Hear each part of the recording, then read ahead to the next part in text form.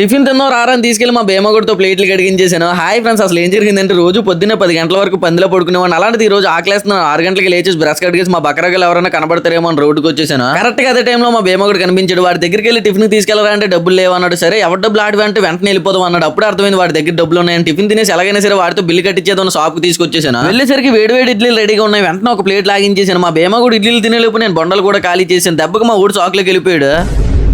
ఆ తర్వాత వేడివేడి పెసరట్టు మెక్కేసాను. ఎలాగో బిల్లు కట్టేది నేను కాదు కదా, ఫుల్ గా తినేద్దాం డిసైడ్ అయిపోయాను. మా భీమ కూడా బొండలు తినేలోపే పెసరట్టు ఎక్కించేసి వేడివేడి దోశ తెచ్చుకున్నాను. అలా దోశ తినుకుంటూ భీమ నా దగ్గర డబ్బులు లేవరా, బిల్లు నువ్వే కట్టాలరా అంటే నవ్వుతూ ఉండిపోయాడు. ఇంకా డబ్బులు ఉన్నాయో అనుకుని ఊరికనే ఉండడం వెనుక ఒక ఊతప్పం ఒక ఉల్లి దోశ లాగించేసాను. ఇంకా లోపల ఎక్కడో చిన్న గ్యాప్ ఉన్నట్టు అనిపించింది. ఆ గ్యాప్ ఫిల్ చేయడానికి 2 ఇడ్లీ లాగించేసాను. అప్పుడు తృప్తిగా అనిపించింది. ఆ తర్వాత మా భీమ కూడా వెళ్ళి బిల్లు కట్టరంటే వెళ్ళి తిన్నగా ప్లేట్ల దగ్గర కూర్చోడిపోయాడు. ఏరే ఎక్కడికి వచ్చి కూర్చున్నావు అంటే నా దగ్గర అన్ని డబ్బులు లేవురా, డబ్బులు లేవంటే ఎలాగో ఎక్కడికో పంపిస్తారు కదా, అందుకే డైరెక్ట్ గా ఎక్కడికో వచ్చేసాను అన్నాడు.